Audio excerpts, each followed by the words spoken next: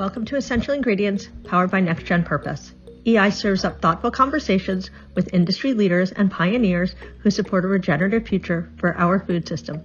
The stories shared by our guests are meant to spark curiosity and inspire informed global change. Good afternoon and welcome to Essential Ingredients. I'm your host, Justine Reichman. Today I have Anaïs Dervaes, proprietor of Urban Homestead. Welcome, Anaïs. Thank you for having me. Thank you so much for inviting us here. We're so excited to learn a little bit about what you do. Well, I'm excited to share it with you. It's beautiful. We had a little bit of a tour and I just got a little bit of your story, but I'd love for you to just begin to tell us, before we start, for our guests, for the viewers watching, what is Urban Homestead? Well, Urban Homestead is a homestead in the city. So we're in the city of Los Angeles, essentially Pasadena right now. We've been here on this property since '85, and we just basically transformed our ordinary home into an extraordinary homestead using elements of sustainability and urban farming. Wow. So for those people that may not understand, what does that mean? Does that mean that it's open to the public? That is a good question. Yes and no. It is a home. But we do have public days, which is farm box pickup, and we have tours and workshops as well that are open to the public on certain days. Okay, so let's go back to the beginning. This opened in '85, but you grew up in this environment, right? That is correct. So I am a second generation urban farmer, or homesteader, as you would say. So I was born on a homestead in New Zealand, actually. My father, after graduating from college in New Orleans, he immigrated to New Zealand to Homestead to get back to the land. That was that back to the land movement, the hippies trying to return to nature. And so he was one of those that wanted to just simplify his life and know where his food came from. So he immigrated to New Zealand, and that's where I was born. And been living this lifestyle on and off ever since. So when you graduated, did you envision yourself continuing in this lifestyle? Was that how you saw your future? Well, I always felt, drawn to growing things. Ever since I was a little girl, I begged to, Dad, could I plant a flower garden, where he had the vegetable garden. So growing things was in my blood, and because the name Dervaes, it is Belgian. We had a nursery. My great-great-grandfather had a nursery in Belgium. So we have green genes in our blood, so I can't do anything about it. I would plant, if I was on the moon, probably anything. So, but yeah, this lifestyle, I would say, has it transitioned or evolved to be more of inspiration worldwide, to not to only cultivate food, but community, to educate. I did not see that as myself, because I'm a very shy, reserved person, and to be out there educating and be a spokesperson for urban farming and homesteading, I did not see myself doing that, no. So I'm curious, I think back to when you originally grew up in this lifestyle. Mm-hmm. What was that lifestyle like initially? Well, as a young kid, it didn't make any difference. We just did what, it was fun. But what did it look like? Like, what was the experience for you as a child growing up in it? I loved it. I remember going out. This was we only stayed in New Zealand for 2 years. And then my dad went back to Florida, where he had 10 acres. And I remember as a kid just going out in the garden. We had, there's a picture of me actually on the website. It's me and my brother. The corn was about 12 feet tall. And I remember harvesting the ears, and they were just like that round, that big. And I just tear it off, be warm with the sun, and just eating that. And those were memories for me. And running across the street to play with my playmate Stevie, who had a barn at his farm, and jumping on the hay bales and landing on some eggs sometimes with the chickens. Those were my memories, and those were that's my first memories of this lifestyle. Yeah. So what did that mean as you look to create your own life? How did you envision, what did that look like for you? So it evolved to where it became mine. There was that point where teenage years, where it was you're questioning, Dad, your parents, why I have to eat this way? My friends are doing this way. Sort of this trying to find my way. And what was that way though? Like, what was eating that way? What did that mean?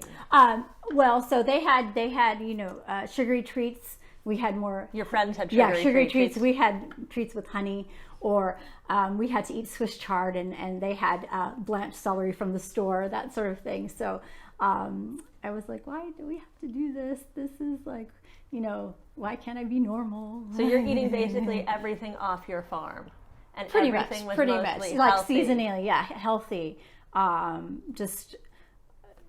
Eating just differently. At that time, there was no. This was before blogs and Right. cable channels were. This was odd. I mean, health food stores were not now, or all the options of vegan and gluten-free options. This was like kid in a candy store. I was like, well, you guys have it so easy now. Back in the days, you went to a health food store and you looked at it and you're going, oh my, you're thinking, oh gosh, that's what I have to eat. So yeah, it's come a long way. The health food industry has come a long way, or the food consciousness has come a long way. So back in my days, it wasn't so available. Back then, it felt more constrained. Exactly. So then, of course, you arrive and you're going to build your own homestead, and so there was an opportunity to create your own vision. Exactly. So now you had this own vision. What was it? So the vision started with me was when I read the book Diet for New America. I was early 20s, and that book changed my life, because then it became my passion. I was like, yeah, this is not right. This is not right what we're doing to the animals, to the planet. And then I started reading more books into nature, and becoming conscious of like, well, that backyard garden makes a lot of sense now. It is impacting the environment. It is impacting animals, and it is impacting people. So then I started doing search, and I was like, well, let's grow more. Let's do more sustainable things. Let's get solar. Let's get gray water, and started just doing my own projects, and then morphing that into the family's homestead. And so what were some of the pillars that you built this on in hopes of creating greater impact or change in your community? So the pillars are just about being self-sufficient, but then maybe self-reliant on, but not singular. It takes a community, it takes a village. So even though it's like we're trying to be self-sufficient, self-reliant, not rely on or be conscious of our outputs and inputs, it does take a community. So I say we're not only cultivating food, but we're cultivating a community to support and help each other, to educate each other, to inspire each other, and during these challenging times, to grow hope and inspiration as well. Because the news, you go outside and nature doesn't care how bad the news is, doesn't know what's going on in the world. We had a monarch hatch the other day in beauty, and so beauty surrounds us, and so that grounds us, and it helps us mentally and emotionally to deal with the outside uncertainty. So we hope that we can show people how they can survive and thrive. I'd love for you to share a couple stories maybe of some of the people that have come through here and the impact it's had, or you've been able to have on them. My favorites are the children, the kids. I'm in charge of the educational program for the nonprofit, and to just see the wonderment in their eyes, and to be in LA, and to under 20 minutes to come to a farm and hold a chicken and hold a real sunflower, and them to be just amazed, and the wonderment, and to educate them. I tell them, and my sister and my brother are also involved in this operation, is, when they're holding a chicken, to educate them, saying, if you were a chicken in the modern food industry, the industrial complex, you would live your life, that chicken would live their life on a piece of paper. And I would hold the piece of paper up to give them the visual, and you could see and so just giving them, so they can't do what we're doing, of course, but just being aware and conscious. And I tell them to just ask questions, to be aware and conscious. We are as humans consumers. We can't change that, but to be aware of what we're choosing, how we consume, and the impact that our food choices have on the environment and the animals, the transportation, and the people, because people, machines do pick it, but also people pick our produce as well. So the welfare of them as well. So yeah, it's so important. Education is one of the biggest pillars we have also at Next Gen Purpose. Nice. And I think whether you're a business or an end consumer, the ability we have to educate or provide information so that people can make more informed choices is so powerful. It is. I mean, we have to educate even our chef clientele. They call us up and, December, could we have a tomato? We're just like, sorry, it's wrong season. December, but I can get it at the vendor. They can come, of course, because they're getting it from Mexico. So it's just education. I had one farm box customer come and she's like, I would like a melon. And we said, oh, it's not in season. She said, but it's at the store. So my brother politely told her, he said, well, it's probably not from California. She went actually back to the store, checked it said chili, and she came back to us and said, yeah, you were right. I did not know that. So yes, education is important. We're so disconnected of seasons because we're so 24/7. We're given food 24/7, everything we want. We have our convenience. Nature is not a convenience store. Nature has seasons. It's sometimes good, sometimes bad. So it's just, it's growing with the season and growing with nature and being aware of that in our food choices. Yeah, and I think that a lot of times people don't actually know the importance of eating seasonally or why they should, or do you even get asked that question sometimes? Sometimes. I think there's scientific, like health benefits. I don't think the body is programmed to eat certain things in season. If it's hot, this food. If it's cold, this food. Before, when we didn't have a pre-industrial revolution, we stocked up. We had maybe warmer foods in the winter time. We didn't have a tomato or corn.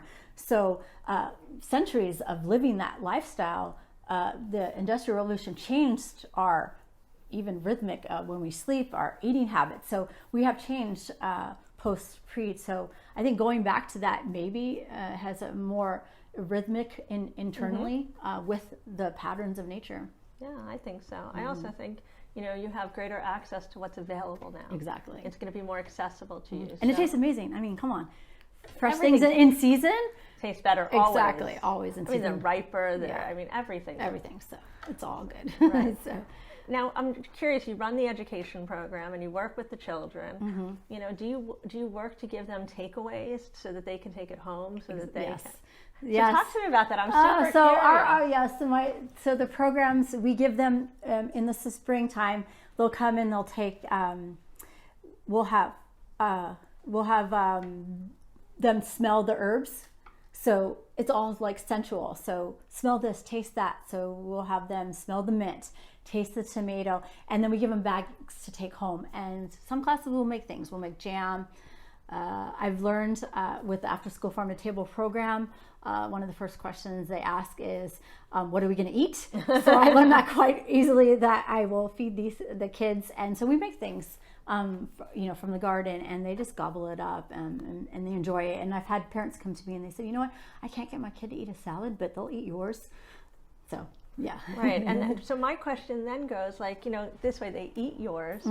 And what is the sort of next step to making it possible for them to take that experience home so that they can then replicate it? Because so many of these kids don't have access to that, or they think it's unattainable, or they think it's too expensive, or it's not available to them. It is. So that's a good question. So I tell them that, they can support farmers markets. There has to be, hopefully a farmers market area, or now organic is easily more accessible in pretty much every store. There are options. And one of the classes what we did was we dissected a dinner and we made macaroni.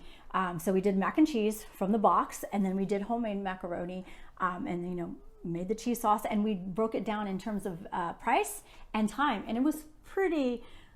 And we got more macaroni for our price with homemade, and it tasted better. So it was just a way of looking at things. Sometimes convenience, even like I told them to go home, if they get a cheese pizza, top it with fresh produce. Go out in your garden and pick rosemary. So just little hacks that you can eat a little bit better. So I think that's so important, and sometimes it's right in front of us. Yeah. And we don't realize it. I have rosemary in front of my house, behind my house, on the side of my house. I've got dill. I have all these things, and I have to take notice so that I don't buy them in the store. Yeah. Because I really do have access to them. Yeah. So. And I've got so much that I like to spread the love. There you go. And give That's them to all perfect. my friends. That's nice. So, what's new and what's next? You have a lot of programs going on, but things are changing, things are evolving. There's all these new innovative things. How are you, and what are you looking at for the future?